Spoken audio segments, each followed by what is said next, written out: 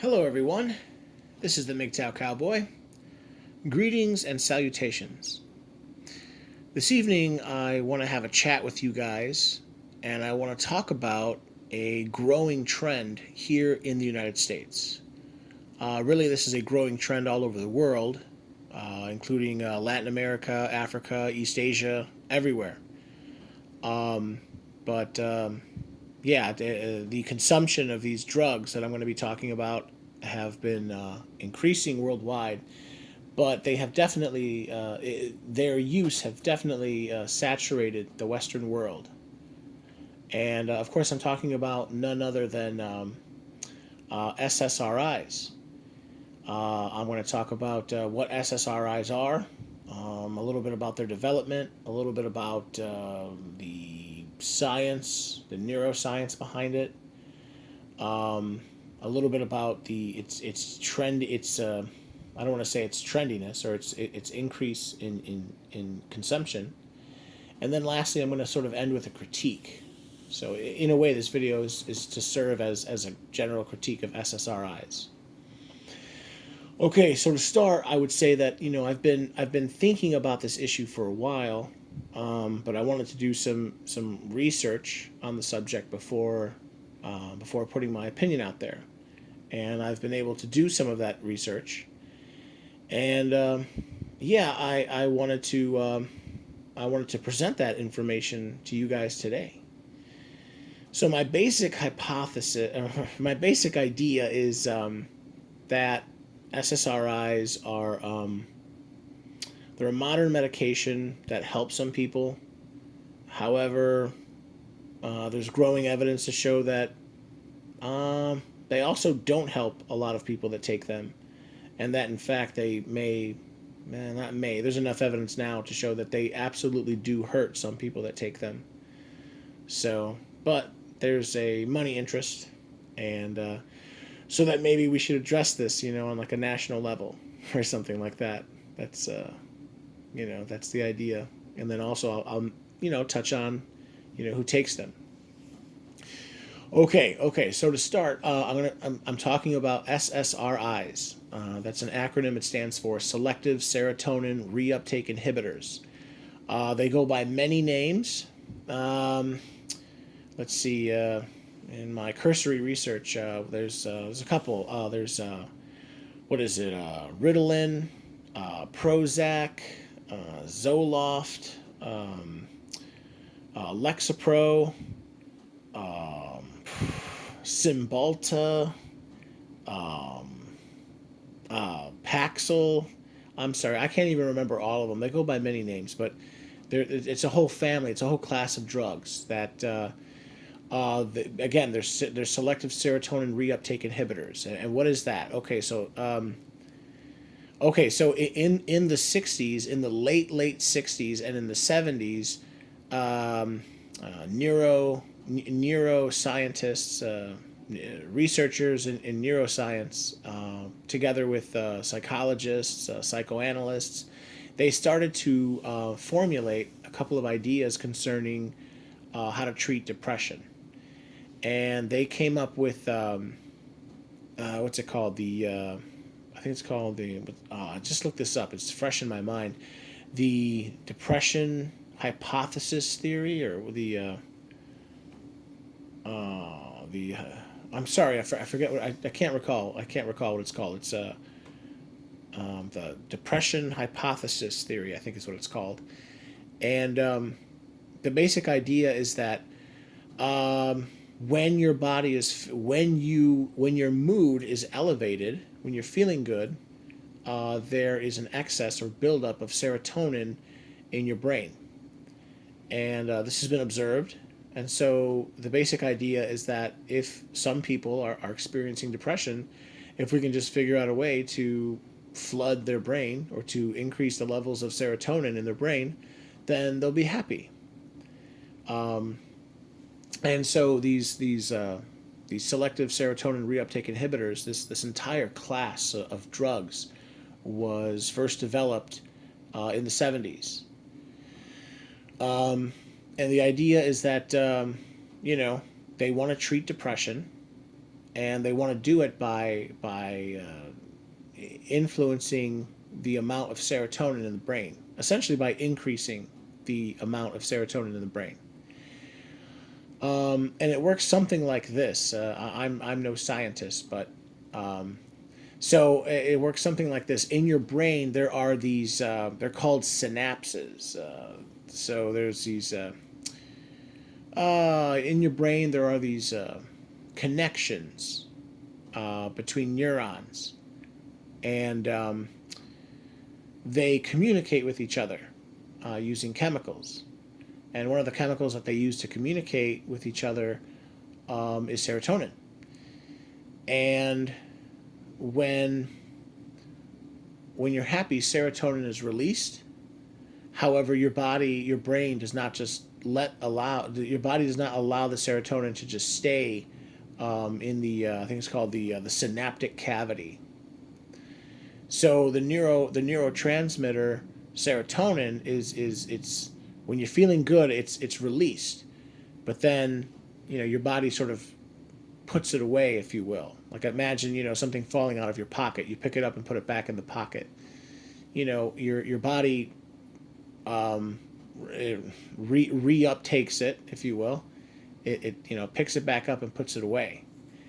And so these scientists, these chemists, they have developed these class of drugs that inhibit the reuptake of this chemical, so that the chemical, the serotonin, or it's called a neurotransmitter, so it's essentially a chemical. You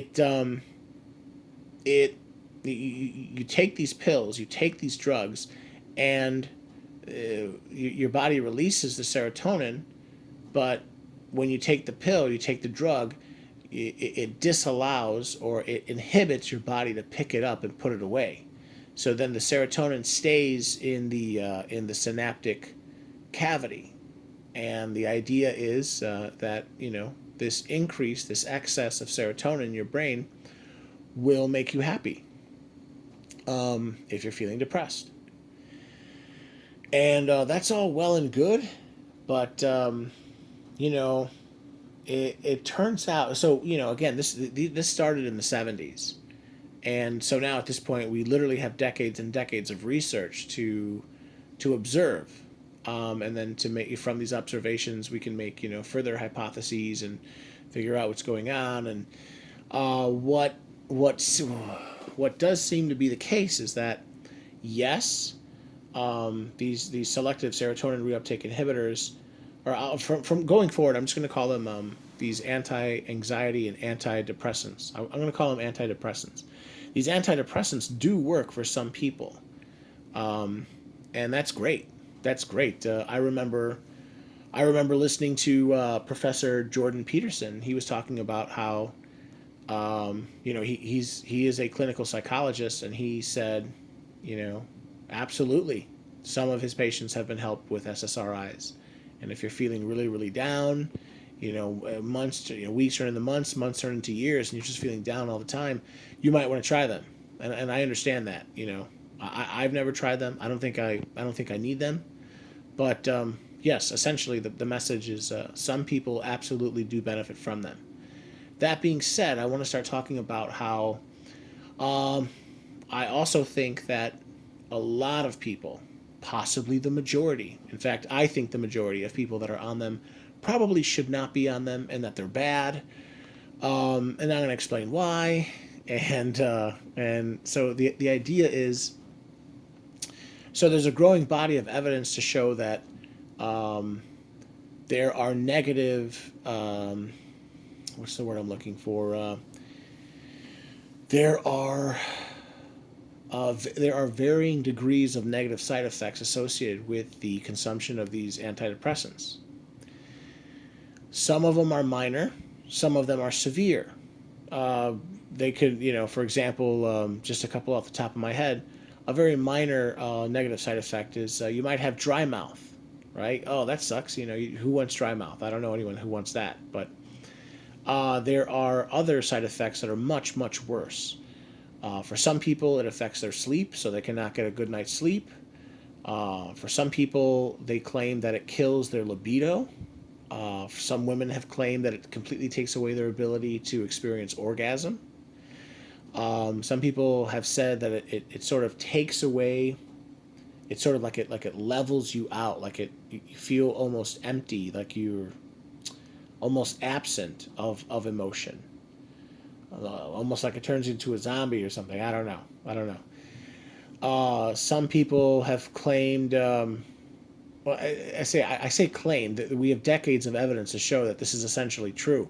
A number of people, it's a small number, but definitely there's a number of people that experience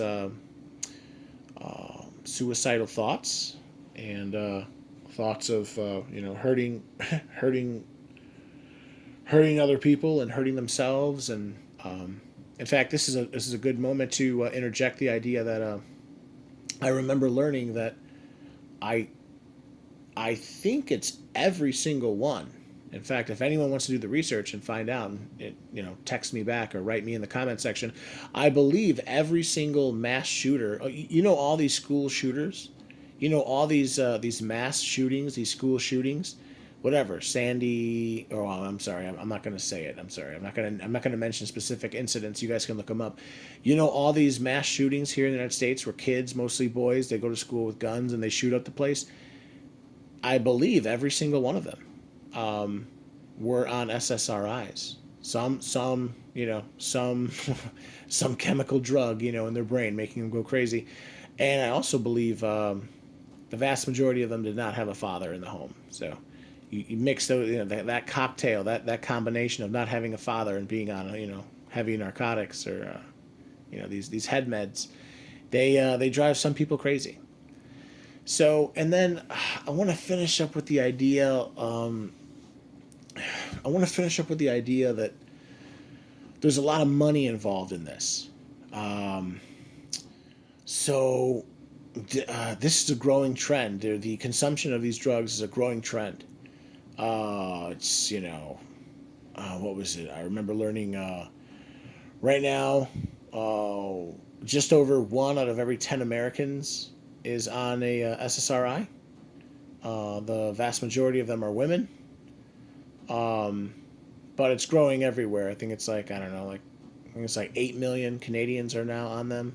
Or no, I'm sorry. No. I think it's 8%. 8% of Canadians are on them. What is it? It's like 10 to 12% of Americans.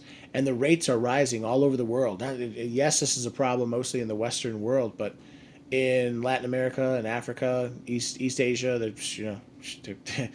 these drug companies are just handing them out like candy. And also, these drug companies, they're making it's in worldwide, it's in the tens of billions of dollars a year, just on this class of drugs, just on this class of chemicals that they administer. These drug dealers, I'm sorry, these pharmaceutical companies, these respectable people. So what I'm trying to say is like, I frankly, I think that they're being overprescribed, and I think that there's a monetary, there's a money, there's a financial incentive involved, which is bad. I think that,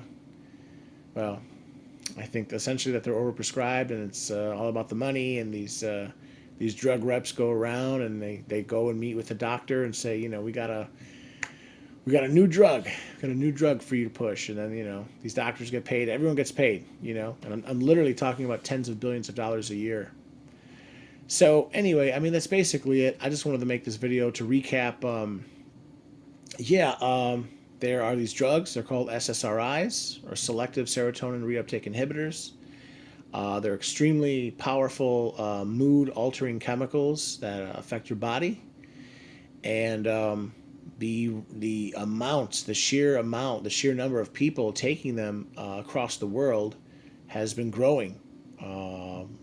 Like, it almost looks exponentially. They've been growing. There's huge numbers of people now taking them. And the trend is right now, every year, more and more people are taking them, and a larger percentage of the population is on them. And this trend has been growing, and not just growing, it's been accelerating. And the basic idea is that people can feel depressed because there's a lack of a certain type of neurotransmitter in their brain called serotonin.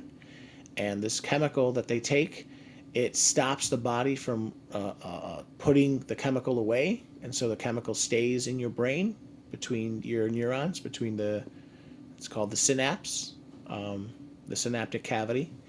And that makes you feel happy. But, however, there is a growing body of evidence to prove that there are negative side effects. Some of them minor, but some of them very major.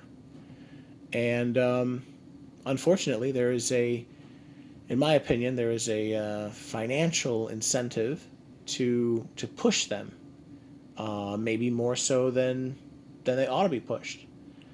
And so, basically, that's my attempt to pitch to you guys the idea that I think SSRIs are overprescribed in this country. So, anyway, I'll leave it at that. I hope all of you are well. Everyone, this is the Mgtow Cowboy. If you like my content, please like, please comment, please subscribe, and please share. And I'll leave it there. All right, take care.